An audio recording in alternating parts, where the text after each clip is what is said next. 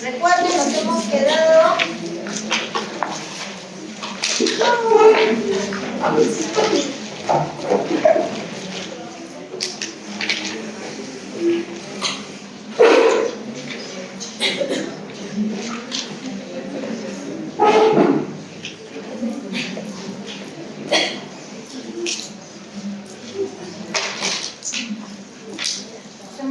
entonces, recuerden, aspectos preliminares, anatomía, ya hablamos de terminología médica, anatómica, las partes, y creo que todos hemos coincidido en qué partes anatómicas, sobre todo de anatomía de superficie, son importantes. Si yo tengo, jóvenes, acá atentos todos, una equimosis en esta zona, ¿dónde se encontrará? ¿Dónde lo ubico anatómicamente? Equimosis en cara anterior, cara anterior, tercio medio, antebrazo derecho. Correcto, muy bien. Entonces ya creo que todos estamos de acuerdo. No va a haber error.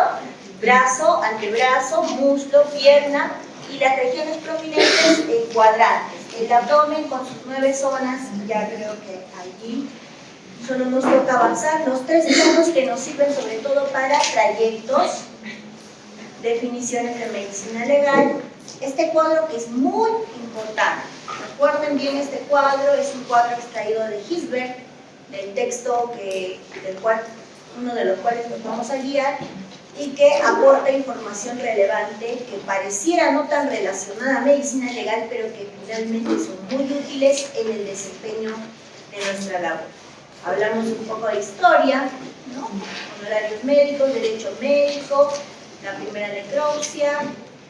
Hablamos de la comparecencia ante los tribunales después de haber realizado la pericia. Luego hacemos el informe pericial y lo sustentamos en juicio, ¿no? Hablamos también de cómo en el Perú se va iniciando las labores en medicina legal. En cuanto, por ejemplo, desde la época de los incas se valoraba la integridad sexual, ¿no? Que es una de las labores más importantes que realizamos, la valoración de la integridad sexual. ¿Y cómo lo hacemos? En base a la evaluación de la integridad del límite, ¿no? Que es esta membrana incompleta, perforada, normalmente perforada, y que permite definir la integridad. Sin embargo, es importante recordar que 10 a 14% de mujeres en el Perú tienen himen complaciente, que es un himen que no se desgarra en la penetración. Entonces tenemos el desarrollo, poco a poco en nuestro país se fue desarrollando la medicina legal, y hablábamos de que la medicina legal ya está establecida en 3 partes importantes. La clínica forense, que es el estudio de las personas vivas, ¿no? Toda situación de violencia llega a medicina legal para que la víctima de violencia que está viva, sea violencia física, sexual, violencia común, sucesos de tránsito, pase una evaluación médica y se determine la magnitud de las lesiones que tiene y se otorgue un calificativo. Pero cuando las víctimas fallecen o cuando se está frente a una muerte súbita, entonces el área que se desempeña allí es la tanatología forense, levantamientos de cadáver, necropsias, exhumaciones y posfactos, ¿no? También en clínica forense hay posfactos. Si yo examino a un paciente por violencia familiar y la autoridad quiere saber si esas lesiones son compatibles con un palo de escoba, seguro que va a pedir una ampliación. Ese es un documento posfacto, ¿no? Que también se hace en tanatología forense. Si hago una necropsia y determino que murió de un TEC, la autoridad fiscal puede preguntar si ese TEC se debió a una caída o a una agresión, ¿no? Se hace un informe posterior. Y finalmente el laboratorio forense que da soporte y sustenta tanto a clínica como a tanatología. En clínica yo podría obtener de una víctima de violación sexual sangre para determinar si quizás le han puesto en estado de indefensión dándole alcohol, drogas, benzodiazepinas, etc., ¿no? También yo podría extraer del contenido vaginal muestras de fluidos vaginales para determinar si hay espermatozoides. Se hace en el laboratorio de biología forense. Y también en las necropsias yo podría obtener esto que hacemos en personas vivas, de obtener sangre para dosaje etílico, EQT, que es el examen químico toxicológico, o fluidos fluidos del canal vaginal o anal o incluso de la cavidad bucal, también lo puedo hacer en cadáveres. Sin embargo, solo en cadáveres tomamos muestras para patología, ¿no? Porque si yo quiero definir quizás si el accidente de tránsito que sufrió esta persona que es conductor fue ocasionado por un infarto agudo del miocardio, yo podría tomar una muestra de miocardio y mandarla al laboratorio de anatomía patológica para que determine. ¿Qué deben encontrar en una muestra? Yo remito un fragmento de miocardio. Algunos de los chicos de mi grupo ya hemos hecho necropsia, entonces yo remito un fragmento de miocardio, más o menos del tamaño de una caja de fósforo debe ser, ¿no? Lo coloco en un frasco con fórmula al 10% y lo mando al laboratorio de patología. ¿Para qué? Para que mediante el proceso histológico se obtenga de ese fragmento de tejido una muestra representativa en un taco y luego eso sea cortado en finas láminas, coloreado y llevado al microscopio por el patólogo. ¿Y qué va a encontrar el patólogo en una muestra de miocardio si es que hay infarto? ¿Qué va a encontrar? ¿Cómo? Como todos murmuramos, no escucho. A ver, alguien que levante la mano y diga, no importa si nos equivocamos, la idea es equivocar, ¿no? Para aprender, porque creo que más aprendemos de los errores que a veces de los aciertos. Entonces, ¿qué yo encontraría en una muestra de miocardio al examen microscópico si se trata de un infarto, un accidente de tránsito, es conductor? Si le ha sobrevenido un infarto, y eso tiene consecuencias legales, ¿no? Aunque fuera una imprudencia. Entonces, ¿qué encontraría? ¿Qué buscaría el patólogo?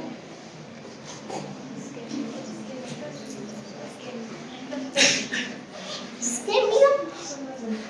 En el histopatológico podría ser, ¿no? Pero ya necesitaríamos varias horas de instalación para ya tener algún tipo de transformación isquémica. ¿Pero qué células voy a encontrar?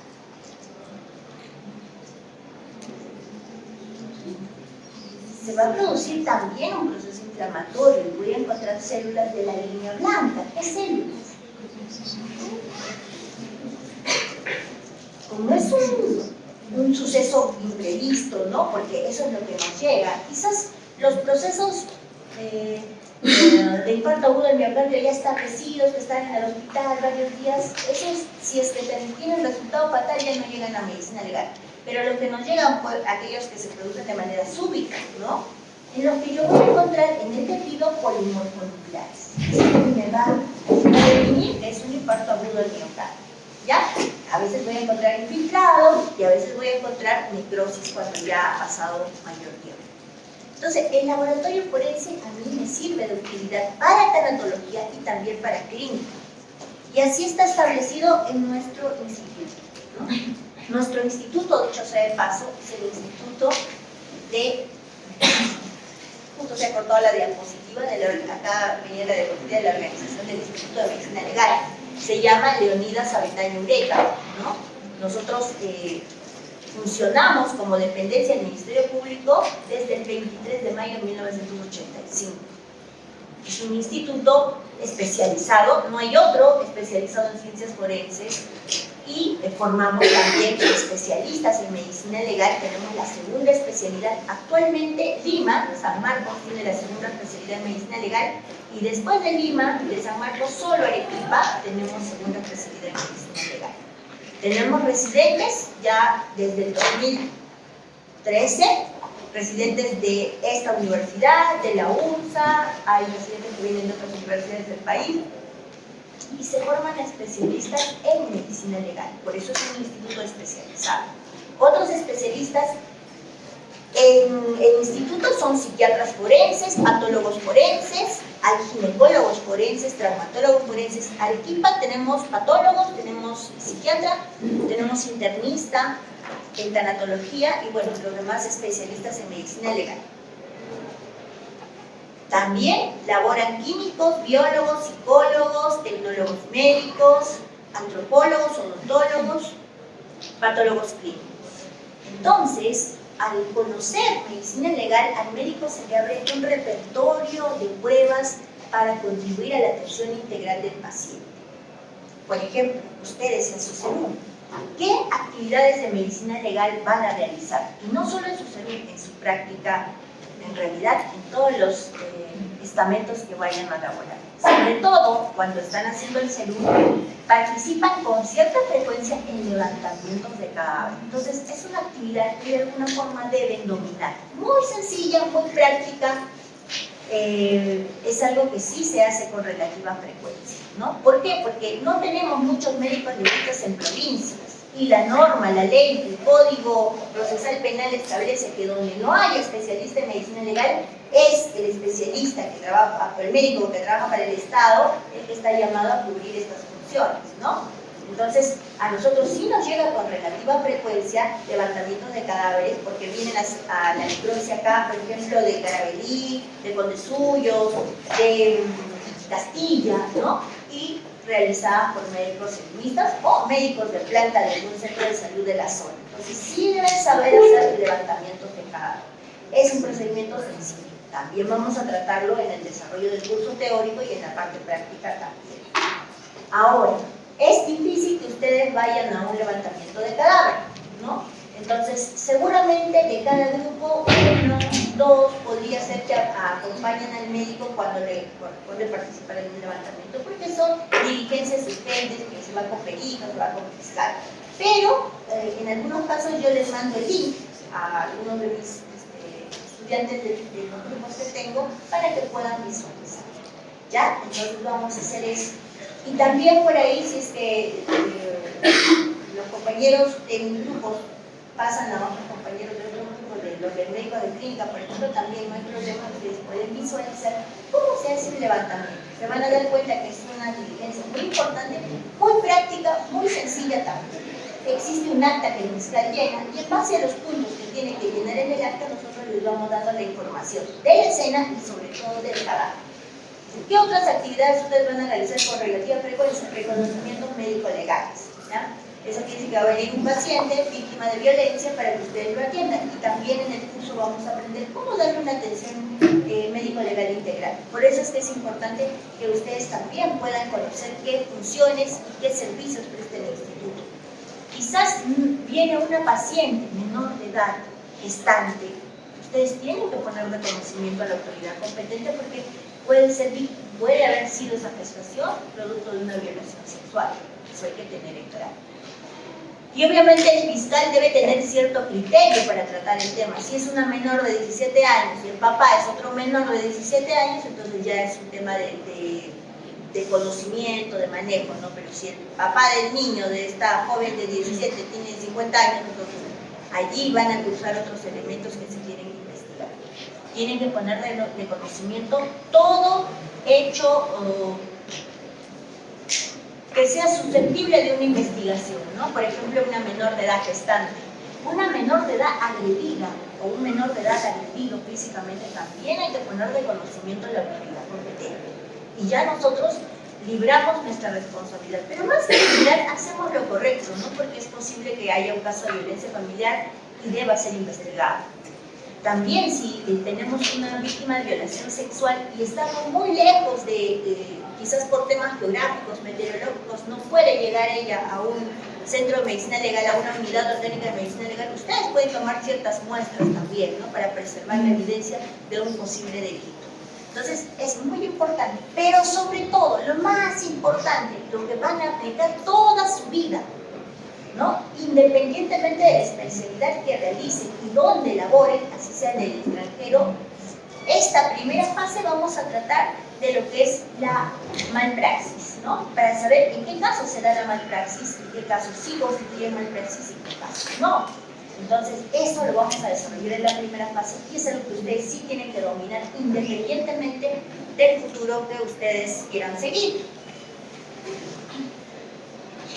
Acá tenemos un casito.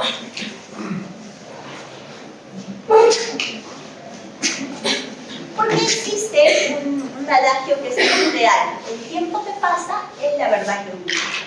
¿Qué quiere decir esto? Que conforme pasa el tiempo las evidencias se van perdiendo. Un cuerpo va deteriorando, se va descomponiéndose, ¿no? La fauna cadavérica va apareciendo y las evidencias de lo que podía ser un acto de violencia pueden ir desapareciendo. La misma identidad va variando, ¿no? Sin embargo, pese a que mientras más tiempo pase, más difícil es encontrar identificación, causa de muerte, mecanismo de muerte, agente causal, aún fuere el cadáver de 400 años de data de muerte, como es en este caso. En este caso es una mujer de 400 años de fallecida. Y para tener 400 años de fallecida está muy bien conservada. ¿Por qué? Porque normalmente, ¿cómo se produce la descomposición del cuerpo? Nosotros morimos y las 3 primeras horas ni siquiera va a haber variación, la temperatura se va a mantener. Las 3 primeras horas es cuando recién inician estos procesos de descomposición cadavérica. Pasan las 3 horas, aparecen los fenómenos cadavéricos tempranos, hasta las 24 o 36 horas donde ya empieza la descomposición.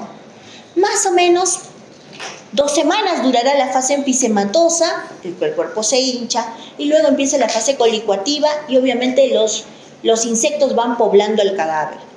La fase de reducción esquelética empieza al año y culmina a los 5 años con huesos separados, ¿no? Al año los huesos están todavía unidos por las coyunturas. A los 5 años separados. A los 10 años los extremos se pulverizan. A los 15 años ya solo quedan fragmentos. Y a los 20 años, en condiciones estándar, el cuerpo desaparece. Se vuelve polvo. Esa es la evolución normal en condiciones estándar. Quiere decir clima templado, ¿no? En condiciones meteorológicas promedio. Pero ¿qué pasa? En climas secos el cuerpo se conserva indefinidamente, a eso le llamamos momificación.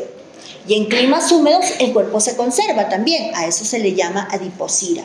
Y estos 2 fenómenos de conservación ayudan mucho a preservar las evidencias.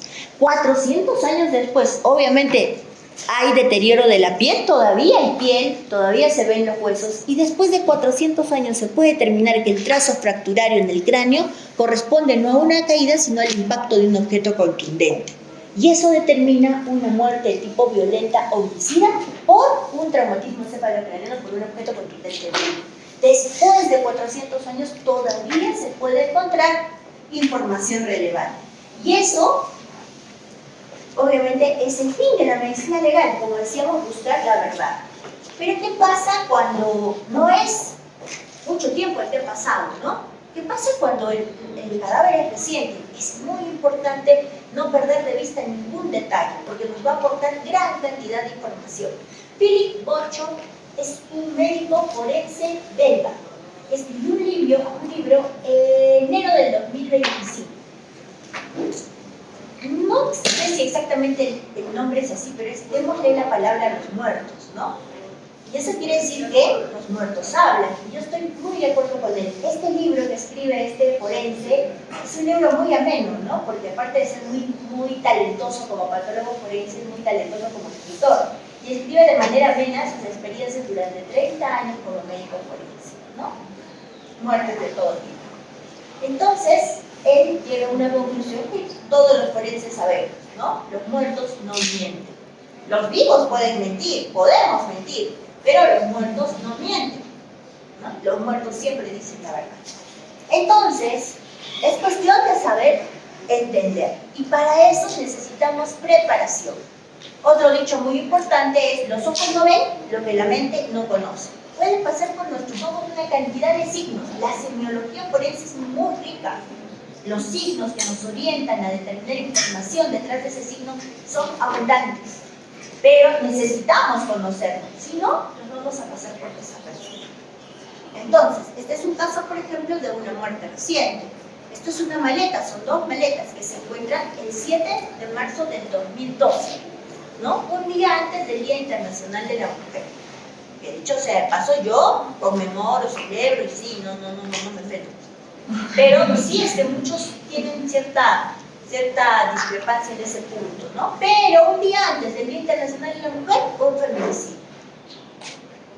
Ocurre un feminicidio. ¿Y qué encontramos? 2 maletas en Alto Carmen, ¿no? Un señor 5 de la mañana sale contento, ve 2 maletas y dice: uy, mi día de suerte, ¿no? Aquí en madruga, debe estar lingotes de oro, computadoras, no sé, cosas de valor. Empieza a buscar en las maletas y había bolsas negras de basura conteniendo partes humanas, partes corporales. Llama a la policía, el fiscal toma conocimiento y nos apersonamos. ¿Quiénes? Hubo levantamiento de cadáver. ¿Quiénes participan? El fiscal, director de la investigación. Convoca a los peritos especializados de la policía y a los peritos especializados de medicina legal. De parte de la policía vienen peritos de IC, Inspección Criminalística, o ITC, Inspección Técnico-Criminalística, pesquisa, que es el que busca todas las evidencias. Y si se sospecha que ha habido muerte por proyectil de arma de fuego, va un balístico, y si se sospecha que es tóxico, va un químico, etc. Y el biólogo participa casi en todas las muertes violentas. Entonces nos aproximamos al lugar, el personal policial protege la escena, 50 metros cuadrados mínimo en una escena abierta, ¿no? Y doble cerco perimétrico hubo, mucho mejor todavía. ¿Por qué? Porque mientras más grande es el área que se proteja, más evidencias podemos encontrar. ¿Y qué evidencias? Huellas, pisadas, objetos que haya dejado el agresor al momento de dejar, en este caso, las maletas, etc. Entonces, dejan 2 maletas, hay partes corporales, el policía va y corrobora el hecho y nos convoca. Todos llegamos a un levantamiento de cadáver. ¿Y qué nos llama la atención de esta imagen, por ejemplo? Ahí tenemos que aplicar una de las competencias y aptitudes muy importantes en esta especialidad, es la observación. Antes de describir, observar, ser muy observadores. El médico legista debe ser muy mirógrafo, ver todo, no pasar por desapercibido nada. ¿Y qué nos llama la atención de esta imagen, por ejemplo? ¿Cómo? Está limpia, eso es un buen punto, ¿no? Si ha habido un feminicidio, ¿no está la sangre? ¿O qué fue? ¿O ya está momificado, no? Puede ser la pregunta. Interesante, anticipándole que es un feminicidio, que las maletas estén limpias. Yo no veo que estén llenas de sangre ni nada, es un buen punto. Es una buena observación. ¿Qué más? Hay un papel. ¿Qué puede ser ese papel? Una nota, una carta, ¿no? Carta a los que encuentren el cuerpo, o qué sé yo, pero ese papel también es muy importante. ¿Qué más? ¿Algo más nos llama la atención?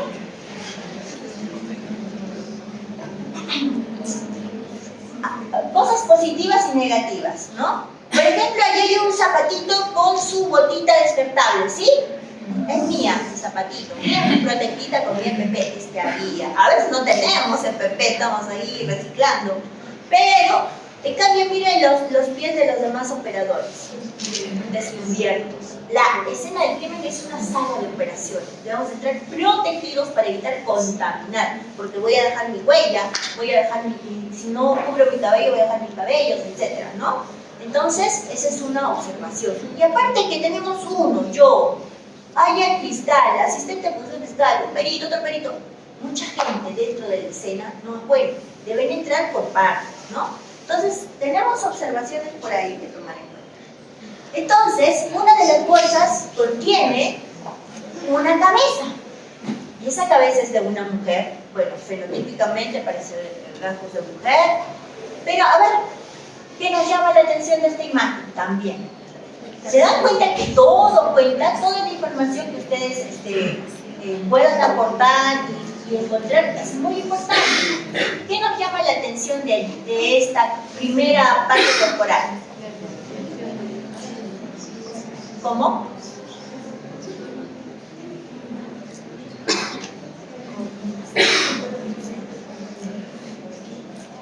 A ver, a uno le vamos a decir hablar primero todos los demás. A ver, ¿cuál es su nombre? Adrián. Adrián, a ver, dinos todo lo que tú puedas inferir, observar, encontrar que te llame la atención de esta imagen. Ya tienes el contexto. Parece que hay una lesión en la fosa nasal izquierda. Ya, fosa nasal izquierda y se ve un cambio de color. Esto puede constituir una lesión. ¿Ya? ¿Qué más? En la parte del mentón también, no sé si llevo bien, pero parece que hay un corte. Un corte en el mentón, ¿sí? ¿Qué más?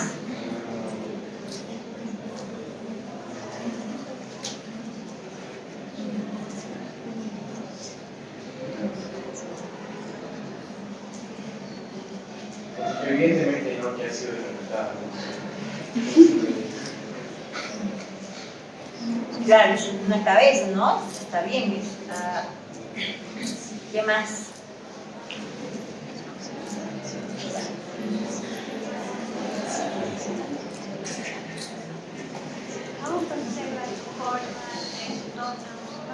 Parece que se siente. Ya, buen punto. Su compañera bien nos ha hablado de las lesiones traumáticas, un punto muy importante, ¿no? Ha estado verificando. Pero su compañera nos habla de la data de muerte, que es otro tema importante, ¿no?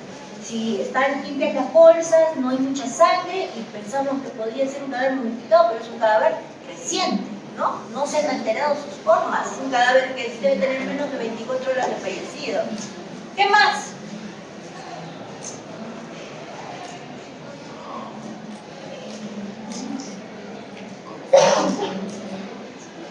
Muchas cositas, ¿no? Pero poco a poco vamos a ir encontrando. El borde de corte, como dice su compañero, lesiones que están tanto en el mentón y en la nariz, la palidez de los labios, que también es importante, y encontramos un díptero. ¿Lo han visto? Sí. Ahí está. Siempre de noche, ¿no?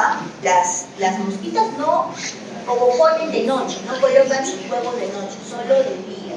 Pero inmediatamente encuentran un cuerpo, colocan sus huevos. ¿Dónde colocan sus huevos? Fosas nasales, ojos, boca, genitales si están expuestos y heridas. ¿Ya? Entonces, mira, casi en todas las fotos van a encontrar una mosquita que va a colocar sus huevitos. Y ahí empieza el proceso de crecimiento de la fauna cadavérica. Y acá encontramos el miembro superior, el izquierdo, ¿no? El antebrazo y la mano izquierda. ¿Y qué encontramos? También otra mosquita, un díptero colocando, justo se posa en la herida, ¿por qué? Porque va a obtener alimento para sus huevos en las zonas expuestas, ¿no? Entonces va a colocar ahí. ¿Y qué encontramos? Que hay heridas, ¿no es cierto? Esas heridas son muy importantes, tienen un nombre, se llaman lesiones de defensa. Y esas lesiones de defensa no son, al contrario, no deberían pasar desapercibidas, nos aportan muchísima información. Recuerden que nosotros ya estamos con el cuerpo, lo que buscamos es, en todo el estudio de un cadáver, encontrar causas de muerte, 3, básica, intermedia y final, encontrar data de muerte, identificación, fuente causal, mecanismo y otros de interés, ¿no? Otras patologías.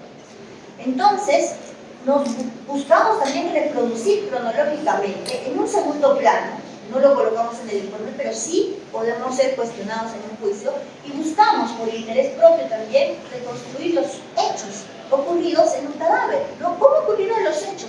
Tiene 10 lesiones, ¿puedo establecer la cronología de esas lesiones? ¿Cuál de ellas fue la mortal? ¿Cómo fue la agresión? ¿Estaba consciente? ¿Estaba inconsciente? Todo ello se puede reproducir, no hay todos los casos, pero acá, ¿qué me dicen las lesiones de defensa? ¿Hay lesiones de defensa? Hay lesiones de defensa, que son heridas cortantes en el dorso de las manos, también tienen las palmas de las manos. Ya me traduce un poco el agente, una herida cortante. ¿Será una piedra el agente causal? No parece, debe ser un objeto que tiene filo. ¿Puede ser un cuchillo? Sí, puede ser un cuchillo. Y si la víctima tiene lesiones de defensa, eso quiere decir que la víctima se ha defendido del ataque. ¿La víctima habrá estado dormida o despierta? Despierta, ¿no? ¿Qué más me indica? Generalmente la víctima opone resistencia. ¿Cuándo es más posible que yo sí me pueda enfrentar? ¿Cuando tengo un agresor o varios agresores? Entonces me habla de un entorno íntimo, porque si son varios agresores ya se ve en la literatura que generalmente uno sujeta a la víctima y no hay posibilidades de defenderse o la somete con ligaduras, ¿no? Entonces ya tenemos bastante información. Víctima consciente que se ha defendido, agente con filo, generalmente un único agresor y podría darse en un entorno íntimo entonces. Y ahí tenemos, bueno, esta es una parte reducida, ¿no? Cuando hagamos lesiones por arma blanca y vamos a ver varios casitos y uno de estos es este, que es un caso de desmembramiento criminal, ¿no? Pero lo que nos falta es, en la maleta gris encontramos cabeza, miembros superiores, cada uno en una bolsa, y miembros inferiores, cada uno en una bolsa. Pero en este caso tenemos la parte que nos falta, ¿no? Que es el dorso. Y hay mucha información para identificación, para data de muerte, para causa de muerte en esta parte corporal. Miren que yo les voy a dar información que no es visible a simple vista, ¿no? Por ejemplo, los bordes de las areolas tienen cicatrices. Eso quiere decir que es portadora de prótesis mamarias, implantes mamarios en ambas mamas, ¿no? Aparte de eso, el tatuaje. El tatuaje está encima por sobre las estrías atróficas, ¿no? Y también tiene huella de episioramio. Entonces, ¿qué nos indica eso? Que ya ha tenido un embarazo y parto anterior, ¿no? Uno por lo menos. Y el tatuaje es un dato identificatorio muy importante, porque tanto cicatrices y tatuajes es difícil encontrarlas en personas de las mismas características en el mismo tatuaje, ¿no? Entonces, tenemos información que nos va a ayudar a identificar a la víctima. Eso respecto a identificación. También hablamos de la data, como dice su compañera, no son cadáveres en el cual no vemos fenómenos de descomposición, menos de 24 horas. Y las lesiones, ahí sí, miren este detalle importante. Este borde, comparemos, miren este borde, es un borde pálido, es un borde delgado y evertido, fino. Es un borde fino, delgado, pálido, evertido. Típico borde post-borde, ¿no? En cambio, acá, sobre todo en esta zona, tenemos los bordes más gruesos que en alguna otra zona corporal. La parte anterior del cuello tiene bordes gruesos, producto de la inflamación que se produce solo en tejidos vivos. ¿Ya? Bordes invertidos, producto de la reacción natural de un tejido, ¿no? A fin de repararse el proceso inflamatorio. Entonces, estamos frente a lesiones vitales y lesiones post-mortem. Hasta ahí, ¿qué podemos decir de este caso? Hasta aquí, ¿qué podemos decir de este caso? ¿Cómo no ha podido ocurrir la muerte? Pero sigamos con el caso, porque sí vamos a confrontar versiones. Miren la nota que decía su compañera, ¿no? ¿Qué era? Una carta, dice Municipalidad Distrital de Santana, en realidad de la provincia de la Convención, Cusco, departamento de Cusco, provincia de la Convención, distrito de Santana. Es una partida de nacimiento de un varón de 30 años. ¿Ya? Entonces, obviamente es el principal sospechoso. Se acudió de acuerdo a ficha relieja al lugar que se indicaba en su ficha y ya no vivía ahí, pero la señora que estaba ahí, yo les puedo decir dónde está viviendo y trabajando. Él vive y trabaja, él vive en su trabajo, él es cuartelero de un hotel, de un hostal, que queda en Miraflores, ¿no? Da la dirección, todo, y efectivamente encuentran a un hombre de 30 años, dueño de la partida, barriendo, y van viendo cómo llega la policía, un poco asombrado, ¿no? Que la policía llegue. Pero él se encontraba barriendo en el hotel. Entonces cuando le dicen, ¿usted es fulanito de tal? Sí, ya, está usted detenido, vamos a investigar, has encontrado su partida en una maleta donde estaba un cuerpo. Y él dijo, yo pensé que no me iban a encontrar, pero bueno, sí, efectivamente. Yo descuarticé a Schiffer. Pero, dijo, miren la versión, ¿eh? Todo está escrito en un blog. Pero, hay un detalle. Lo que pasa es que es mi enamorada y hemos tenido relaciones sexuales. Parece que ella sufría del corazón, es lo que el joven dijo, pero terminamos de tener las relaciones sexuales, ella se levantó, se tocó el pecho y se desplomó. Yo me asusté, obviamente, y vi que no tenía pulso y no sabía qué hacer. Pensé un buen rato qué hacer y lo único que me quedó es descuartizarla, colocarla en bolsas y la descuartización la coloqué en la bañera un rato, por eso que no hay mucha sangre, y luego la colocó en bolsas y con las dos maletas salió, tomó un taxi y la dejó. Y aquí hay un dato interesante. Este relato de que se murió y luego lo descuarticé es un relato que también lo dijo la pareja, era una pareja del mismo sexo en Lima, 2-3 años después.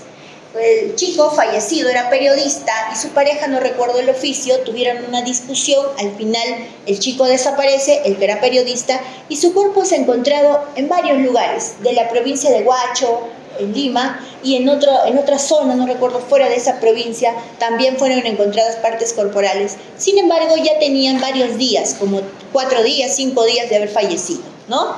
Y cuando encontraron, identificaron el cuerpo y luego detuvieron a la pareja, que era del mismo sexo, un chico, él dijo exactamente lo mismo.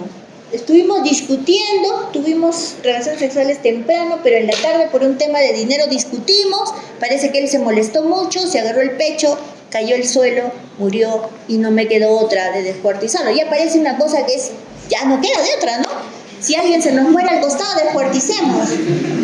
Pareciera por estas dos versiones.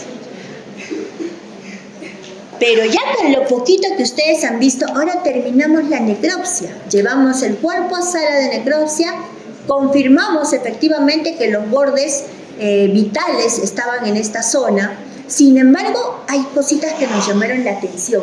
Había infiltrado hemorrágico en la laringe, en los 2 segmentos, porque se había seccionado a nivel del cartílago tiroides, vamos a ver el caso después, y había infiltrado hemorrágico por encima, en el lado derecho y por debajo. Y había en el pulmón petequias, manchas de Tardieu, lo cual nos sugería una asfixia. Entonces decíamos, ha intentado estrangularla, pero ¿habrá muerto de la estrangulación y luego la descuartizó? ¿O el corte en el cuello le causó la muerte? Los pulmones y los órganos nos ayudaron a definir, y sus labios. Si hubiera sido una asfixia, como hemos tenido otro caso, el cuerpo estaría congestionado, rojo, y después los cortes no hubieran provocado mayor hemorragia, o sea, se mantendría esa rubicundez y esa congestión. Sin embargo, en este caso, los pulmones, el hígado y como los labios de esta joven estaban pálidos. Entonces, y aparte de eso, tenía múltiples lesiones, no se ve en las imágenes, pero tiene múltiples lesiones contusas, equimosis, hematomas en muslos, cuero cabelludo, rostro, incluso en el rostro también no nos hemos percatado, pero hay una equimosis en el rostro, y son lesiones ocasionadas por objeto contundente tipo puño. Entonces, ¿cómo sería el relato? Otro dato adicional, y está en los textos, las lesiones mortales suelen ser las últimas. Suelen porque hay un casito en el cual no son una condición, una circunstancia en la cual no son las últimas. Pero en ese sentido, entonces, ¿cómo fue? ¿Qué fue primero? Tenemos tres hechos violentos: contusiones, golpes, patadas, puños, estrangulación y la lesión por arma blanca en el cuello. ¿Cómo habrían sido los hechos? ¿Qué dicen ustedes? Primero fueron los golpes, muy bien, y eso que recién vamos por 2 clases de medicina legal, me quieren hacer incompetencia, me quieren dejar sin trabajo, pero no van a poder. Ya, entonces primero fueron los golpes, sí estamos de acuerdo, contusiones, hubo forcejeo, hubo golpes, luego el intento de estrangulación porque no se completó, ¿no? Y al ver que no podía, hay un detalle. Esta joven era, se me dio el nombre exacto, pero ella era profesora en un gimnasio, ¿no? Era entrenadora, algo así. Sí, personal trainer, algo así, ¿no? Y tenía un buen físico, tenía unas masas musculares bien prominentes, ¿no? Y era alta, medía alta digo porque yo mido con engaño 1,60, ¿no? Ella medía 1,70. Y este joven era pequeño, el joven era de mi tamaño, medía casi 1,60, no era más bajo que ella. Sí, obviamente, definitivamente, por más que una mujer tenga mayor masa muscular, o sea, más grande, por más, ¿cómo es la testosterona masculina, no? Y eso está descrito, la fuerza del varón es mucho mayor. Entonces, la golpeó, intentó estrangularla y al no poder con ella, le cortó el cuello, ¿no? Le realizó una lesión cortante profunda de cuello y luego ya se desangró y luego fue desmembrada. ¿Así fue? Más o menos eso nos dice el cuerpo. ¿Pero qué nos dijo el sospechoso? ¿Quién miente? Obviamente, los muertos nunca mienten. Eso es muy, muy importante. Después, cuando veamos el caso y hagamos psiquiatría, cuando obviamente ya salió el resultado de la necropsia y se detallaba de alguna forma, no directamente se dijo esto fue así, pero se describían las lesiones y con fiscal en sala de necropsia se explicó cuál fue, tenemos lesiones de defensa, ella se defendió, estaba despierta cuando fue atacada, falso, y otra cosa, el corazón sin signos de infarto. Tomamos una muestra por si acaso, porque siempre es bueno demostrar. No, acá está el examen anatomopatológico, nada más que fibras miocárdicas sin ningún proceso patológico. Otras causas de muerte súbita, una hemorragia cerebral por un aneurisma, tampoco. Eso es importante, signos positivos y signos negativos. ¿Ya? Y efectivamente, cuando este joven ya va a su primera evaluación psiquiátrica, después de 3 días del hecho, ahí sí relata, y lo vamos a ver cuando hagamos psiquiatría forense, todo el relato tal cual. Y no saben cómo coinciden las cosas, como lo habíamos nosotros señalado. Ellos tenían una relación de enamorados un poco especial, ya veremos más adelante cuando hagamos psiquiatría por qué era especial, pero el día de los hechos sí tuvieron intimidad. Supuestamente ella trabajaba también como prostituta, ella le dijo, pero que a raíz de la relación que ya tenían de pareja ya había dejado de hacer eso.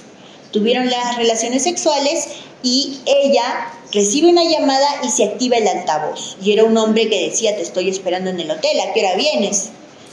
Él hace como que no escucha, la mira, sale y demora 17 minutos. Es una eternidad, 17 minutos, sale porque va y recuerda que su compañero de trabajo, que también era cuartelero del otro turno, que tenía su habitación en el otro piso, estaba estudiando para chef. Entonces va, pide la llave de su compañero y saca y se coloca 2 cuchillos y todo eso se ve en las cámaras porque eso lo hace ya saliendo de la habitación, se coloca los 2 cuchillos acá, entra y empieza la discusión, ¿no? Y le increpa y ahí la discusión, la agrede, la golpea. Es un caso muy interesante porque tiene muchas disciplinas que explorar, no solamente la parte forense netamente, sino también el tema de psiquiatría forense, que es muy importante. Y muchos dirán, no saben, después de haberle cortado el cuello y colocarle en la bañera con dificultad porque era grande, la dejó, pero no la dejó en medio líquido, por eso no estaba macerada, pero sí dejó que caiga por unos 15 minutos el agua. Pero luego se acordó que tenía clases, porque 4 de la tarde él tenía clases. Había iniciado su carrera de ingeniería de sistemas 3 meses antes en la UTP y tenía que irse a clases. Se va a clases. Y él dice que no sabe por qué no se podía concentrar bien. Todo está descrito, ¿no?, en la evaluación. Y luego regresa y ahí descuartiza el cuerpo, ¿no? Desmembra. Eso es un dato importante. El descuartizamiento se produce a través de los huesos con una sierra. El desmembramiento es a través de las articulaciones. Y en el caso de ella es un desmembramiento bastante bien realizado, ¿ya? Este jovencito pues se crió en Ceja de Selva buen tiempo y él dice que cazaban y había aprendido un poco esto de dónde estaban las articulaciones y cómo poder desmembrar, ¿no? Entonces ya luego deja el cuerpo ahí. Y es muy interesante la parte de psiquiatría. Entonces, la aplicación de conocimientos médicos para encontrar la verdad resulta siendo relevante. ¿Quiénes realizan la labor médico-legal en el Perú? El Instituto de Medicina Legal Leonidas Avendaño Ureta. La Policía Nacional del Perú tiene laboratorios de criminalística y tiene peritos de criminalística también. El MINSA, en caso no haya médicos legistas, el MINSA, el Salud, incluso otras instituciones públicas y privadas también realizan labor forense.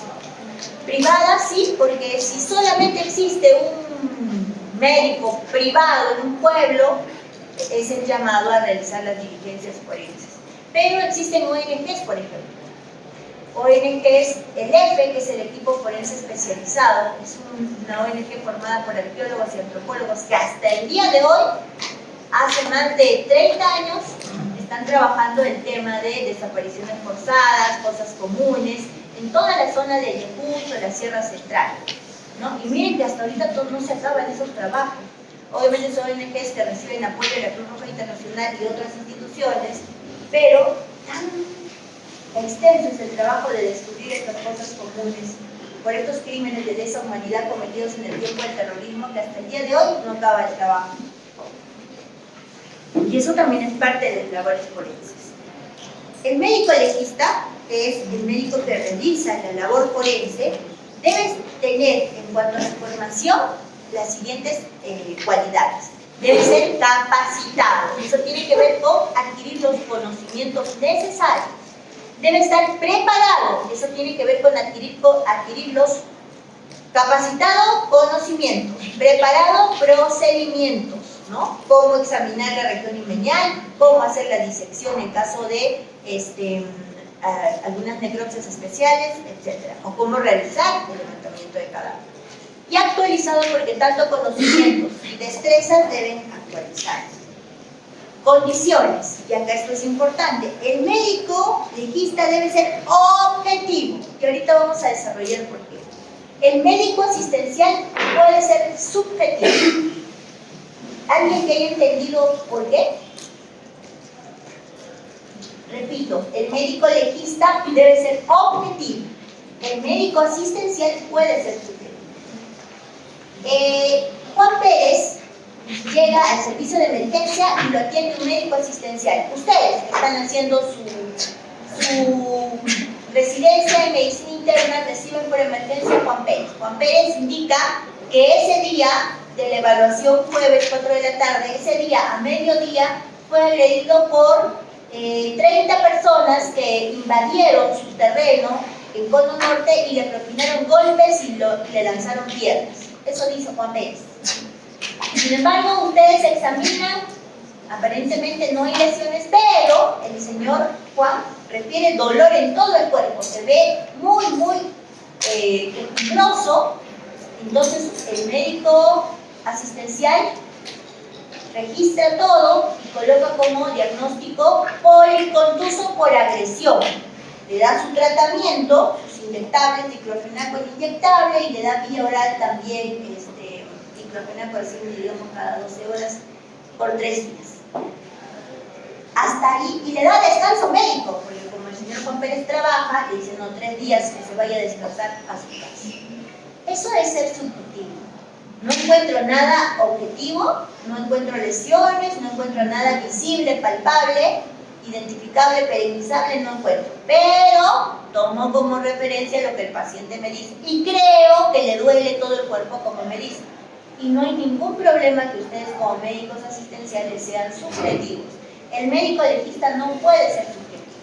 Juan Pérez pasa a medicina legal y le dice exactamente lo mismo al médico legista. El médico legista dice, ok, señor Juan, tratándolo siempre con mucho respeto, voy a examinarlo. Lo revisa desde la cabeza a los pies y no le encuentra nada.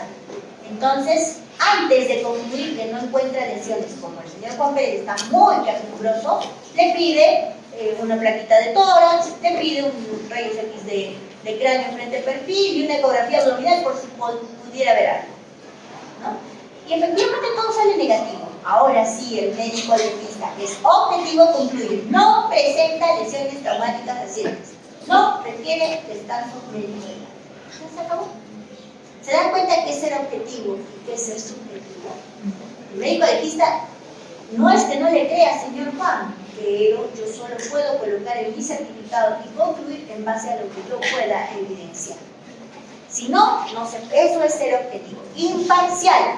Le va a tocar al médico legista, sobre todo en provincia, evaluar a la víctima y evaluar al agresor. Entonces la víctima dirá, pues sí, me golpeó, me maltrató. Vendrá el agresor y dirá lo mismo, sí, no fue ella que me golpeó, me maltrató. Y no sabemos a quién creer, porque somos objetivos imparciales. Y no podemos decir, no, pero pobrecita la señora, no tiene lesiones, le pondré que tiene algo, ¿no? Si no hemos visto, no hemos evaluado, no colocamos nada. Acreditado. El médico legista debería tener especialidad de medicina legal, pero en nuestro país son pocos los especialistas en medicina legal, por eso que todavía médicos generales realizan la práctica médico-legal. Y habilitado, obviamente, ¿no? Muy bien, terminamos este tema, chicos. Preguntas, hasta aquí vamos a pasar rápidamente al otro tema.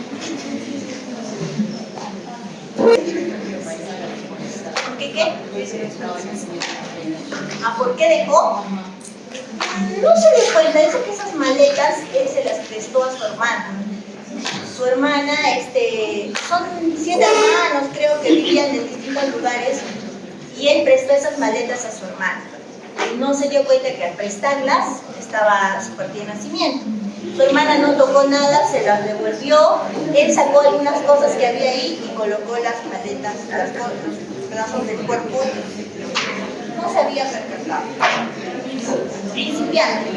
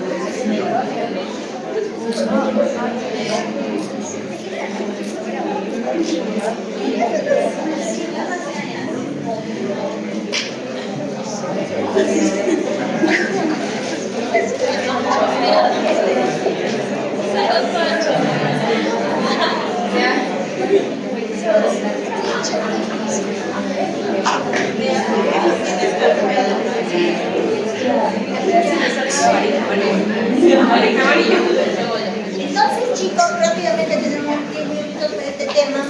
Este tema es doctrinal, eso quiere decir que vamos a conocer, recordar algunas cositas.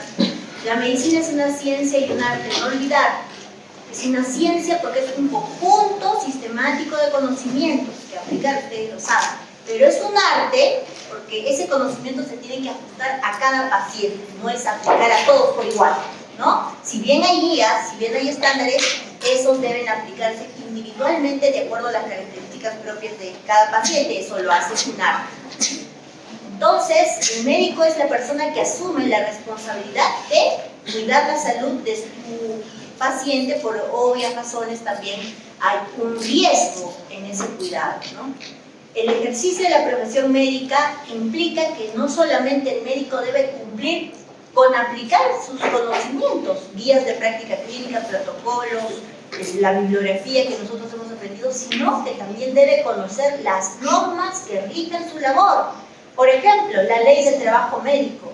Es innegable que todos debemos haber leído por lo menos una vez la Ley General de Salud, la Ley del Trabajo Médico y su reglamento. Recuerden que toda ley se hace práctica con un reglamento. Cada ley tiene su reglamento. Hay que leer la ley y hay que leer el reglamento. ¿De qué? De la Ley General de Salud. ¿De qué? De la Ley del Trabajo Médico. ¿De qué? De la 29414, que es la Ley de los Derechos de los Usuarios de los Servicios de Salud.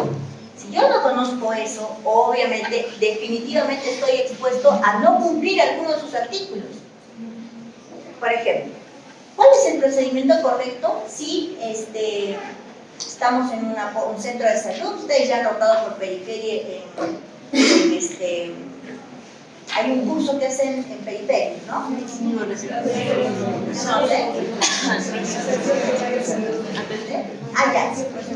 Van a rotar. Pero de hecho que seguramente en algunos cursos han estado en centros de salud. Entonces, si a un centro de salud va una paciente y la paciente dice, le toca la consulta con el... Todos son médicos generales, 4 médicos generales. Dice, señora, le toca la consulta con el doctor Rodríguez. La señora dice, no, pues yo quiero que me atienda el doctor Tapia.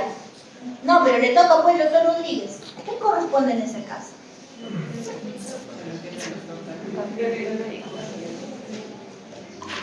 La 29414 dice que el paciente tiene derecho a escoger su médico tratante. Y muchos médicos no conocen eso. Médicos que tienen 20, 30 años trabajando, le niegan al paciente el derecho y eso, imagínense, le tienen una responsabilidad. ¿Qué quiero decir con esto? Si no conocemos lo que está escrito, nadie dice que nos aprendamos las normas tal cual están, pero yo al darle una lectura me voy a dar cuenta, oye, esto a mí me puede ocurrir en algún momento. Ahí se señala cómo yo debo de proceder. Clínicas que aún no entregan copia de la historia clínica al paciente, entonces estamos incurriendo en fallo. Entonces, para realizar nuestra labor tenemos que conocer las normas de nuestra profesión, pero también las leyes, reglamentos vigentes para nuestra práctica profesional. Y no solo desde el punto de vista legal, sino también desde el punto de vista ético. Leer el código de ética y deontología, que es algo que nos dicen que tenemos que hacer ni bien acabamos la carrera, pero desde ahora ya podemos ir leyendo el código de ética y deontología en su última versión. Entonces, asumimos una gran responsabilidad. El acto médico, por lo tanto, hay que definirlo, hay muchas definiciones, pero casi todas similares, y se define como el acto médico como toda acción que realiza el médico en ejercicio de su función. Esta sea diagnóstica, terapéutica, preventivo-promocional, operativa, de docencia, de administración en salud, pero son actos médicos propios del médico que solo puede realizar el médico. Incluso la labor forense está comprendida como acto médico, ¿no? Entonces, toda acción que realice el médico en ejercicio de su profesión. La Ley del Trabajo Médico, artículo 4, señala que el acto médico es lo fundamental del trabajo médico cirujano. Y acá hay una discrepancia con el acto médico del odontólogo, el acto médico del ortopedista, porque no son actos médicos. Por esencia, por definición, solo la puede practicar el médico, el acto médico. El Código de Ética y Deontología, en su versión última del 2023, señala en su artículo 89 qué es el acto médico. Toda acción o disposición que realice el médico en ejercicio de su profesión. También la Ley General de Salud. Y acá, esta diapositiva es muy importante para su práctica profesional de toda la vida. Sobre todo, el segundo punto. Bueno, el acto médico es un contrato de asistencia médica, sí, es un contrato bilateral, es el punto 3, es un contrato consensuado que tiene que tener la voluntad de ambas partes, el que atiende y el atendido, sí, pero el segundo punto es el más importante. Le damos lectura, por favor, al segundo punto. ¿Cuál es tu nombre? Luis. Luis. El contrato de servicios de asistencia médica es de las llamadas obligaciones del medio y no del resultado. El médico no promete curar el enfermo, pondrá todo el empeño, diligencia, pericia, conocimiento, prudencia y cuidado sin prometer, asegurar y garantizar nada. Muy bien, ¿qué quiere decir? Y esto es algo que, miren, tantos años trabajando en medicina legal, muchas veces los fiscales mismos, los jueces mismos que tienen que impartir justicia, no conocen no tienen estos conocimientos. Entonces, situaciones que no son responsabilidad médica, las sancionan. Y actos evidentes de malpraxis, los absuelven. O sea, no hay ni pies ni cabeza. Claro que hay algunos fiscales que ya aprenden, conocen y aplican bien las normas y las leyes y los conocimientos, pero muchos no. ¿Qué nos dice el segundo punto? Que al médico no se le obliga a obtener un resultado. El médico no está obligado a garantizar la curación del paciente, porque esa curación es multifactorial. Ni a decir, tampoco sabe que, doctor, si me va a operar, garantíceme que sí o sí me voy a curar. No puedo. Aunque así sea una apendicectomía sencilla, no se puede porque hay muchas variables que afectan el resultado final. La anestesia, la biología del paciente, su genética, sus reacciones alérgicas, el sistema de salud, un caso fortuito que se puede presentar un desastre natural, tantas cosas externas e internas. Por lo tanto, no se puede garantizar el resultado. ¿Qué debe garantizar el médico? ¿En qué debe esforzarse el médico? ¿En qué? ¿Qué dice? Los medios, el empeño. Yo sí le garantizo al 100% que yo estoy preparada para atender las patologías que usted tiene y que voy a dar todo mi cuidado, toda mi capacidad y mi competencia en lograr el mejor resultado. Eso yo puedo, y por lo tanto voy a cumplir las guías de práctica clínica, voy a hacer todo lo que se tiene que hacer de manera correcta. Y si hay algo que no se puede hacer justificadamente, veré cómo puedo suplir eso. Eso es lo que nosotros debemos garantizar, ¿ok? No el resultado. Pero hay controversia, incluso los mismos médicos dicen un ratito, pero sí se puede garantizar resultados en la práctica médica. Posiblemente yo tengo algunas especialidades en las que podría ser, como por ejemplo radiología, patología clínica, que son especialidades de auxilio diagnóstico, ¿no? Pero algunos dicen que cirugía plástica debe ser una especialidad de resultados y no de medios, porque el paciente quiere quedar con un resultado. Ni siquiera una cirugía plástica, no sabemos cómo es la cicatrización de la persona, se hace todo lo que se, pero aún así la cirugía plástica es un acto médico con obligación de medios y no de resultados. Y es un riesgo que tiene que asumir el paciente. Entonces, en ese sentido, deberíamos tener médicos y fiscales y jueces las cosas bien claras, ¿no? Para poder proceder de esa forma. Y con esta diapositiva, jóvenes, nos vamos a quedar con esta más, una más. Finalmente, además del trato directo con el paciente, de la asistencia médica que brindo de manera directa a mi paciente, también los actos administrativos son actos médicos, los actos de producción bibliográfica en medicina son actos médicos, el acto de investigación médica y el acto forense también son actos médicos indirectos, pero son actos médicos, porque no se busca directamente recuperar la salud del paciente, pero hay responsabilidad en aquel que investiga, que produce bibliografía y aquel que administra en salud. ¿Ok? Ahí sí nos quedamos, chicos, y continuamos el próximo.